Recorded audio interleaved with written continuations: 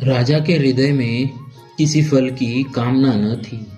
राजा बड़ा ही बुद्धिमान और ज्ञानी था।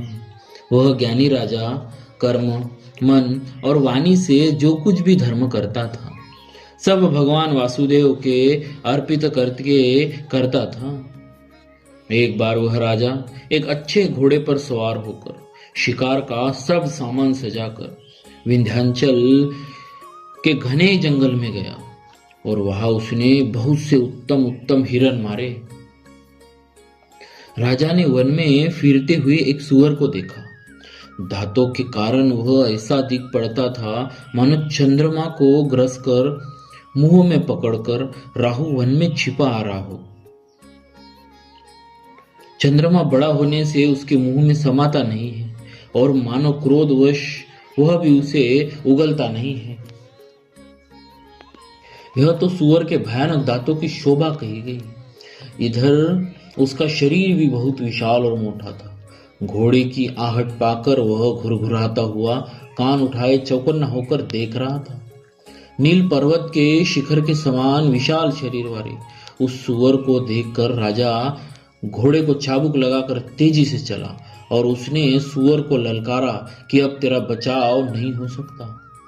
अधिक शब्द करते हुए घोड़े को अपनी तरफ आता देख सुअर पवन वेग से भाग चला।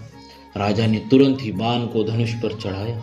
सुअर बाण को देखते ही धरती में दुबक गया। राजा तक तक परंतु सुअर छल करके शरीर को बचाता जाता है। वह पशु कभी प्रकट होता और कभी छिपता हुआ भागा जाता था और राजा भी क्रोध के वश उसके साथ उसके पीछे लगा चला जाता था। सुअर बहुत दूर ऐसे घने जंगल में चला गया जहां हाथी घोड़े का निवाह नहीं था। राजा बिल्कुल अकेला था और वन में क्लेश भी बहुत था। फिर भी राजा ने उस पशु का पीछा नहीं छोड़ा। राजा को बड़ा धैर्यवान देखकर सुअर भागकर पहाड़ी की एक गहरी गुफा में जा घुसा। उसमें जाना कठिन देखकर राजा को बहुत पछता कर लौटना पड़ा, पर उस घोर वन में वह रास्ता भूल गया।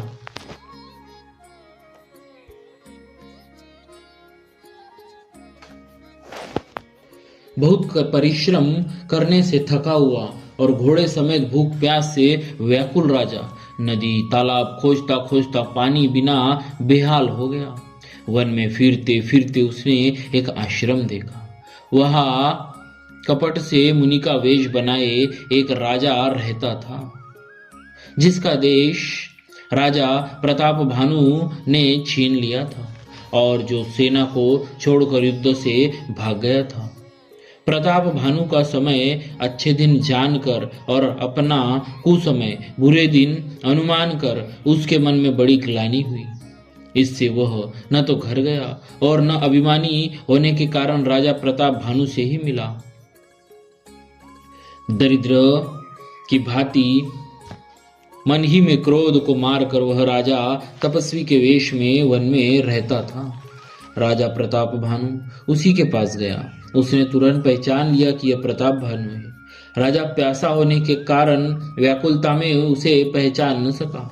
सुंदर वेश देखकर राजा ने उसे महामुनि समझा और घोड़े से उतरकर उसे प्रणाम किया, परंतु बड़ा चतुर होने के कारण राजा ने उसे अपना नाम नहीं बतलाया। राजा को प्यासा देखकर उसने सरोवर दिखला दिया। हर्षित होकर राजा ने घोड़े सहित उसमें स्नान और जलपान किया। सारी थकावट मिट गई। राजा सुखी हो गया। तब तपस्वी उन्हें अपने आश्रम में ले गया और सूर्यास्त का समय जानकर उसने राजा को बैठने के लिए आसन दिया। फिर वह तपस्वी कोमल वाणी से बोला, तुम कौन हो? सुंदर युवक होकर जीवन की परवाह न करके वन में अकेले क्यों फिर रहे हो? तुम्हारे चक्रवर्ती राजा के ऐसे लक्षण देखकर मुझे बड़ी दया आती है। राजा ने कहा, हे मुनीश्वर, सुनिए, प्रताप भानु नाम का एक राजा है। मैं उसका मंत्री हूँ। शिकार के लिए फिरते हुए राह भूल गया हूँ। बड़े भाग्य से यहाँ आकर मैंने आपके चरणों के दर्शन पाए। हमें आपका दर्शन दुर्लभ था। इससे जान पड़ता है कुछ भला होने वाला है। मुनि ने कहा, हे तात, अंधेरा हो गया, तुम्हारा नगर यहाँ से 70 योजन पर है। हे सुजान, सुनो, घोर अंधेरी रात है, घना जंगल है, रास्ता नहीं है। ऐसा समझकर तुम आज यही ठहर जाओ, सवेरा होते ही चले जाना। तुलसीदास जी महाराज कहते हैं, जैसी भवितव्यता होनहार होती है, वैसी ही सहायता मिल जाती है। यह तो वह आप ही उसके पास आती है या उसको वहां ले जाती है। हे नाथ, बहुत अच्छा। ऐसा कहकर और उसकी आज्ञा सिर चढ़ाकर घोड़े को वृक्ष से बांधकर राजा बैठ गया। राजा ने उसकी बहुत प्रकार से प्रशंसा की और उसके चरणों की वंदना करके अपने भाग्य की सराहना की। फिर सुंदर कोमल वाणी से कहा, हे प्रभु, आपको पिता जानकर मैं ढिठाई करता हूँ। हे मुनीश्वर, मुझे अपना पुत्र और सेवक जानकर अपना नाम धाम विस्तार से बतलाइए। राजा ने उसको नहीं पहचाना, पर वह राजा को पहचान गया था। राजा तो शुद्ध हृदय था और वह कपट करने में चतुर था। एक तो वैरी, फिर जाति का क्षत्रिय, फिर राजा। वह छल बल से अपना काम बनाना चाहता था। वह शत्रु अपने राज्य सुख को समझ करके, स्मरण करके दुखी था। उसकी छाती कुम्हार के आवे की आग की तरह भीतर ही भीतर सुलग रही थी। राजा के सरल वचन कान से सुनकर, अपने वैर को याद कर वह हृदय में हर्षित हुआ। वह कपट में डूबोकर बड़ी युक्ति के साथ कोमल वाणी बोला, अब हमारा नाम भिखारी है, क्योंकि हम निर्धन हैं और अनिकेत घर द्वारहीन है। राजा ने कहा, जो आपके सदृश विज्ञान के निधान और सर्वतः अभिमान रहित होते हैं, वे अपने स्वरूप को सदा छिपाए रहते हैं, क्योंकि कुवेश बनाकर रहने में ही सब तरह का कल्याण है। प्रकट संत वेश में मान होने की संभावना है और मान से पतन की। इसी से तो संत और वेद पुकार कर कहते हैं कि परम अकिंचन सर्वथा अहंकार, ममता और मान रहित ही भगवान को प्रिय है।